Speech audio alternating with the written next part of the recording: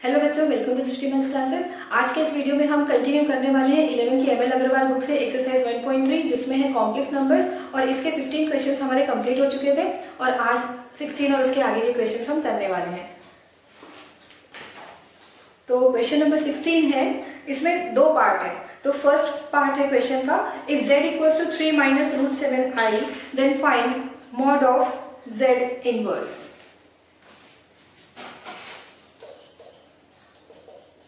Question 16. First, if z equals to 3 minus root 7i, then find modulus of z inverse.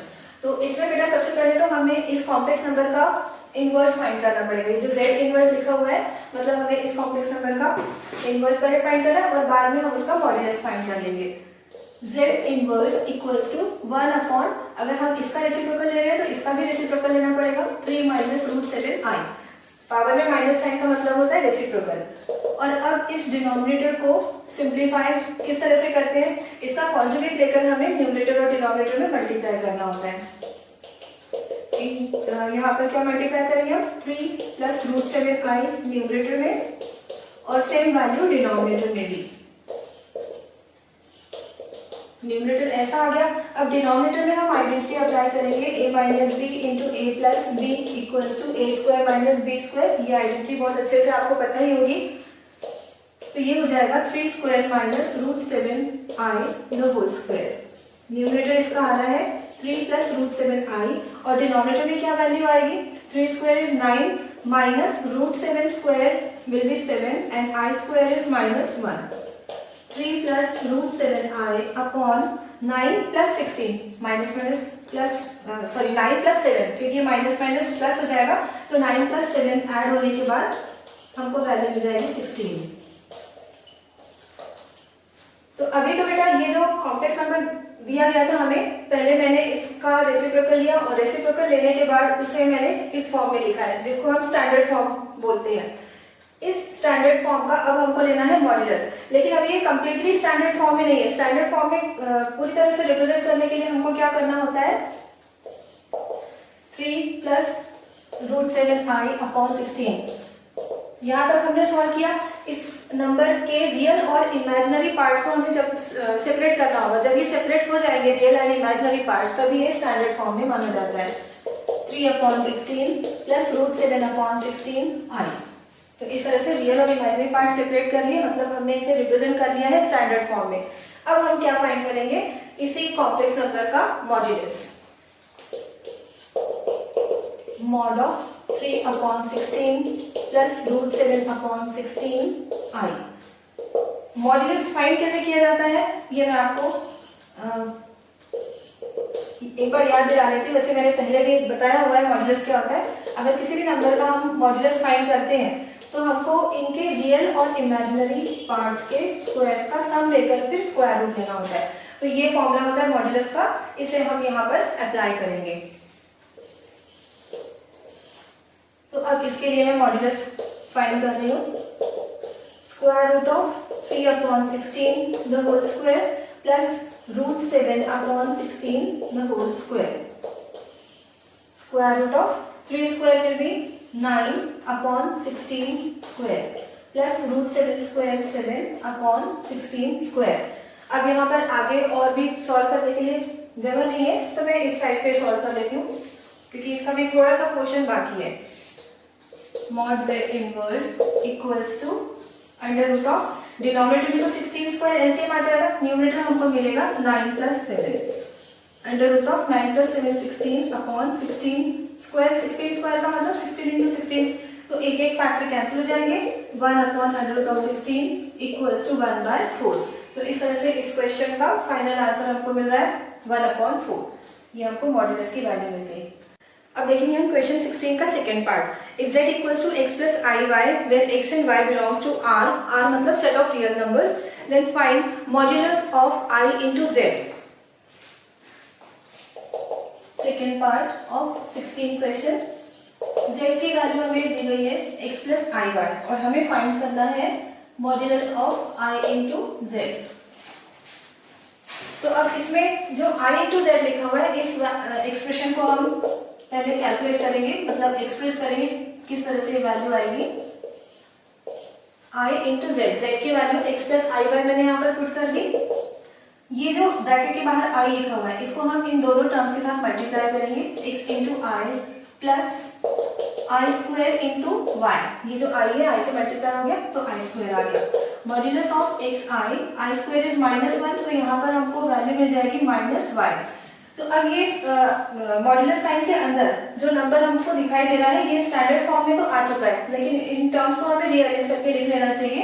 पहले हम लिखते हैं real part of the complex number और उसके बाद लिखते हैं imaginary part of the complex number. और इस मॉड्यूलस साइन का मतलब मैंने अभी भी समझाया ही था। मॉड्यूलस साइन के लिए हम क्या करते हैं, square root of sum of squares of real and imaginary parts. तो ये हमको फाइनल आंसर मिल जाएगा, square root of x square plus y square. तो इस तरह से 16 का सेकेंड पार्ट भी हो गया।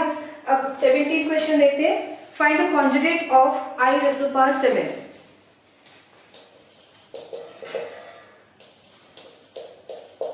i raise to the power 7 एक वैल्यू हमको दे दी गई है और हमें इसका कॉन्जुगेट लिखना है। तो पहले तो बेटा हम इस ये जो भी नंबर लिखा हुआ है इसको हम स्टैंडर्ड फॉर्म में लेकर आएंगे, a plus i b form में लेकर आएंगे। तो उसके लिए मुझे इसको सिंप्लीफाई करना होगा। और यहाँ पर अगर हम देखते हैं कि i का कोई हायर पावर है, i का जो एक्सपोनेंट है वो अगर ग्रेटर देन 4 है, तो हम इस नंबर को 4 के नियरेस्ट मल्टीपल में स्प्लिट करते हैं। तो 7 को हम स्प्लिट करेंगे 4 प्लस 3 और फिर इसे इस तरह से लिखा जा सकता है यूजिंग लॉस ऑफ एक्सपोनेंट। मैंने इसको इस तरह से लिखा। फिर i raise to the power 4 की वैल्यू क्या होती है, ये सारी वैल्यूज मैंने पिछले वीडियोस में बताई हुई है, लेकिन एक बार फिर से देख लेते हैं हम जल्दी से। क्या होता है, i होता है अंडर रूट ऑफ -1। स्क्वायरिंग करेंगे दोनों साइड पे तो i स्क्वायर की वैल्यू -1 आ जाती है। फर्दर स्क्वायर करेंगे तो i raise to the power 4 equals to +1 आ जाता है। तो इस तरह से i की वैल्यू को ध्यान में रखते हुए इसे हम सॉल्व करेंगे। i raise to the power 4 मिलेगा +1।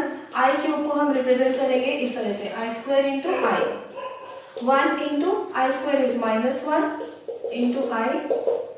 तो हमको ये फाइनली नंबर मिल रहा है माइनस ऑफ i, लेकिन हमें इसका कॉन्जुगेट लिखना था, कॉन्जुगेट ऑफ -i। तो -i का कॉन्जुगेट लिखने के लिए हमें क्या करना होगा, बस इसका साइन चेंज कर देंगे। एक्चुअली इस नंबर को हम पहले तो 0 - i इस तरह से रियल और इमेजिनरी पार्ट्स को सेपरेट करके शो कर सकते हैं, और फिर जब इसका हम कॉन्जुगेट लिखेंगे तो 0 + i ऐसा हो जाएगा। कॉन्जुगेट लिखते टाइम हमको सिर्फ इमेजिनरी पार्ट का साइन चेंज करना होता है और फाइनली इसको i। अब नेक्स्ट है क्वेश्चन 18, जिसमें हमको लिखा हुआ है write the conjugate of 2 + 3i into 1 - 2i in the form a + ib where a and b belongs to r। a b जो भी है वो रियल नंबर्स हैं और a + ib फॉर्म में हमें क्या करना है, इस कॉम्प्लेक्स नंबर के कॉन्जुगेट को रिप्रेजेंट करना है। मतलब सबसे पहले तो इस कॉम्प्लेक्स नंबर को हमें स्टैंडर्ड फॉर्म में रिप्रेजेंट करना होगा, उस स्टैंडर्ड फॉर्म के थ्रू हम कॉन्जुगेट फाइंड करेंगे और उस कॉन्जुगेट को फिर से हमें स्टैंडर्ड फॉर्म में कन्वर्ट करना होगा। तो मैं आपको सॉल्व करके दिखा देती हूँ। पहले नॉर्मली जिस तरह से मल्टीप्लिकेशन होता है वैसे करेंगे, 2 × 1 - 2i प्लस 3i × 1 - 2i। 2 को इन दोनों टर्म्स के साथ मल्टीप्लाई करना होगा, 2 × 1 = 2 - 2 × 4i प्लस 3 × i - 3 × 6i²। 2 अब ये दोनों इमेजिनरी पार्ट्स हैं तो इनको हम सिंप्लीफाई करेंगे, -i आ जाएगा और यहाँ पर मिलने वाला है हमको +6 + 2 8 -i। तो हमने अभी क्या किया है, इस कॉम्प्लेक्स नंबर को स्टैंडर्ड फॉर्म में लिखा। अब लिखेंगे इसका conjugate, its conjugate will be 8 + i। Imaginary part का हमने साइन चेंज कर लिया तो कॉन्जुगेट मिल गया। फर्दर क्या करना है, इसको स्टैंडर्ड फॉर्म में रिप्रेजेंट करना था, तो ये ऑलरेडी रिप्रेजेंटेड है अपने स्टैंडर्ड फॉर्म में ही दिख रहा है। रियल और इमेजिनरी पार्ट्स इसके डिफरेंट दिखाई दे रहे हैं। तो क्वेश्चन 18 कंप्लीट हो गया हमारा। अब करेंगे question number 19, solve for x। ये क्वेश्चन इस तरह से है,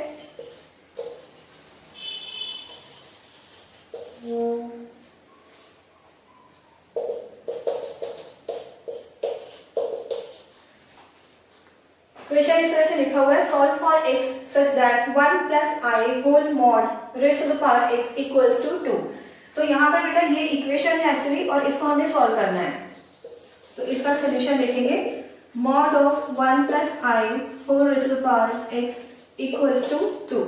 तो सबसे पहले क्या करना है हमको, ये मॉड्यूलस साइन दिख रहा है, मॉड्यूलस साइन का क्या मतलब है, आपको मॉड ले लेना है और मॉड किस तरह से लिया जाता है, स्क्वायर रूट ले लेते हैं और इन दोनों रियल एंड इमेजिनरी पार्ट्स के स्क्वायर्स का सम लिया जाता है। Whole raise to the power x equals to 2। अब ये हो जाएगा 1 plus 1 2 raise to the power x equals to 2। फिर स्क्वायर रूट साइन का क्या मतलब होता है, अगर इसे एक्सपोनेंशियल फॉर्म में लिखेंगे तो ये हो जाएगा 2 raise to the power 1 upon 2 whole raise to the power x equals to 2। इसके आगे इसको किस तरह से सॉल्व करना है, 1 अपॉन 2 और x दोनों आपस में मल्टीप्लाई होंगे, 2 raise to the power x upon 2 equals to 2। यहां पर बेटा एक लॉ यूज होगा, x raise to the power a equals to x raise to the power b then a equals to b। Laws of exponent में इस तरह का एक लॉ होता है कि अगर बेसिस सेम हो तो पावर्स को भी सेम होना होता है। तो ये x अपॉन 2 किसके इक्वल होगा, यहाँ पर राइट हैंड साइड में 2 के पावर में है 1, तो x upon 2 will be equal to 1। इस लॉ को हमने यहाँ पे यूज किया, तो x की वैल्यू क्या मिल रही है 2। तो इस तरह से क्वेश्चन 98 में हमको इक्वेशन सॉल्व करना था, इक्वेशन सॉल्व करने का मतलब होता है x की वैल्यू फाइंड करना, तो x की वैल्यू मिल गई है 2। और अगर मेरी टीचिंग पसंद आ रही है तो प्लीज वीडियो को लाइक करें, अपने दोस्तों के साथ शेयर करें और चैनल को सब्सक्राइब करें। Thank you so much for watching.